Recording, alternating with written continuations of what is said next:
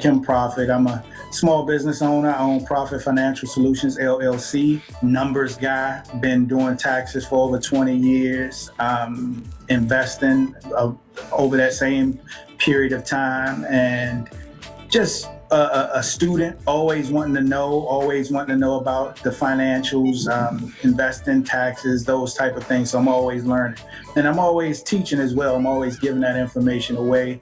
I do it as a business, but I love coming on to platforms like this where I can talk about it and help my people as well as anybody that's interested in knowing. So I've gotten a question a lot where people ask, okay, so what am I going to be looking like in terms of my taxes? Like, I made some money last year with Tesla and Apple and this and that. And now what is that going to look like? And so I start to explain it to them. And of course, a lot of it sounds like, Spanish. But, again, I try to break it down to them as easy as possible. So the first topic I'll talk about is that, which is short-term capital gains versus long-term capital gains. So I'll talk a little bit, give a little bit of backstory, which is most of us that are probably investing today, we work a regular 9 to 5. We have a job. So at the end of the year, we get a W-2,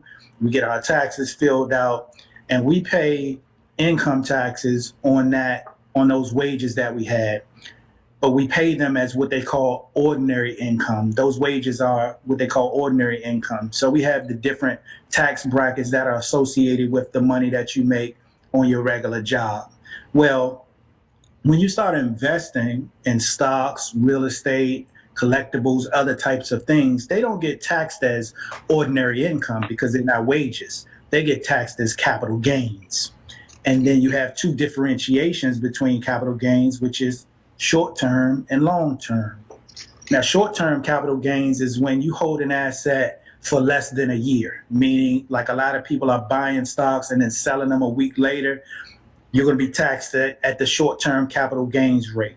Now, if you hold something, a Leap, or you got some stocks that you've been holding for, 5 years, and then you finally say, okay, I'm going to capitalize on these and I'm going to sell them. Well, the fact that you held them for longer than a year, you're now entering into the long-term capital gains area. Now, the distinction between the two is that short-term capital gains is treated just like your ordinary income. Because of the fact that you held it for less than a year, you're going to be taxed on whatever you made off those stocks the same way that you're taxed on the income that you make on your job. Now, one thing about that, and people might not understand it, is when you talk about the tax brackets, and I can't roll call them off right now, but let's just say they were 0, 10, 15, 18, 22. A lot of people have the myth that the more money you make, the higher tax bracket that you'll land in, which is true, but they have the myth that all of your money is taxed at that rate, and that's not true. We're under a progressive tax rate system, which means that the first 10,000 is taxed at this rate, the next 10,000, and I'm just using round figures to talk. The next 10,000 is taxed at the next thing, then the next amount is taxed at that. So it progressively gets higher. So that means that whatever is tacked onto the back end of your income, that's taxed at the highest rate. So if you think about it, if you're a worker and you make $50,000 a year, and then you made $9,000 in taxes, in investing in stocks, because essentially the stock part is not what you do on a day-to-day, that's going to be taxed at the higher rate when you talk about short-term capital gains. Now, this past, 4 years when Donald Trump was in office, they were, wanting to see his tax returns, and there was this thing where, he paid $750 in taxes. So that's one thing. Then you'll hear, especially when you talk about stocks, you'll hear a lot of people throw this story around where they say Warren Buffett pays less taxes than his secretary.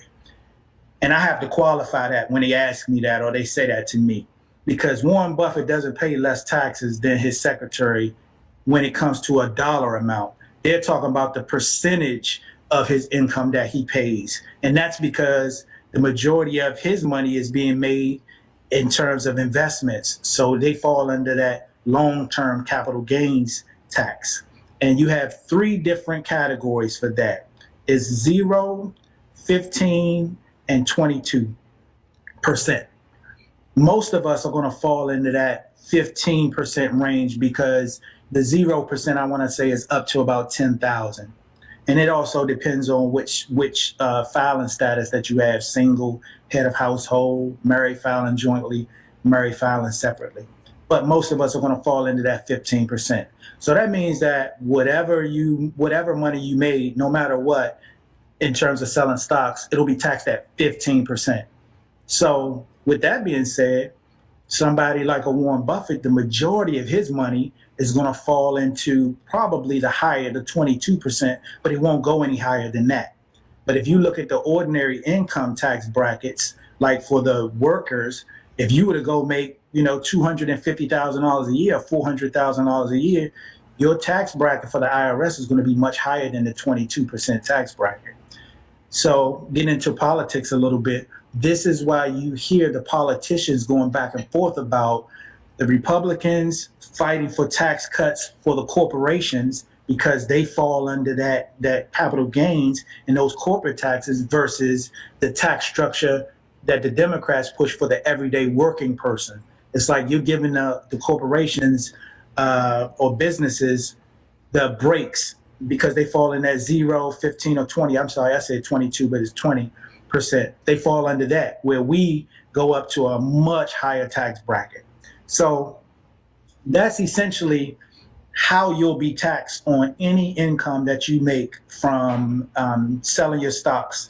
Now, one thing for anybody that's a beginner, if you've bought stocks, you did not sell them, December 31st came and then it went, and now you're in 2021.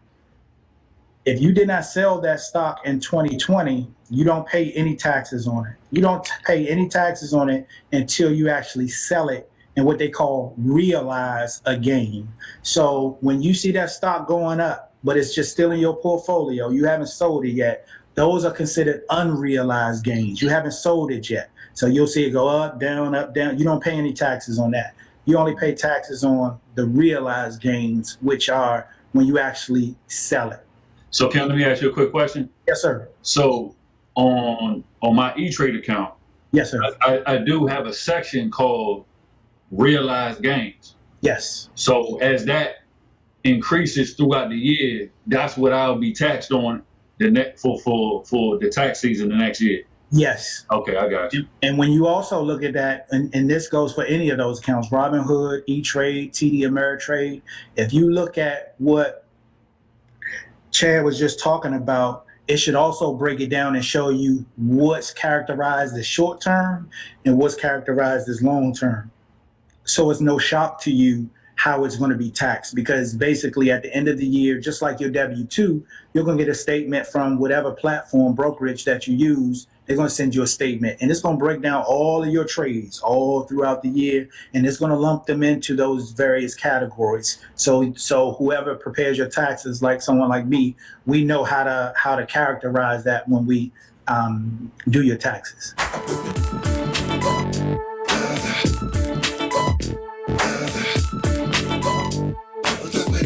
Only on UrbanSmartNetwork.com.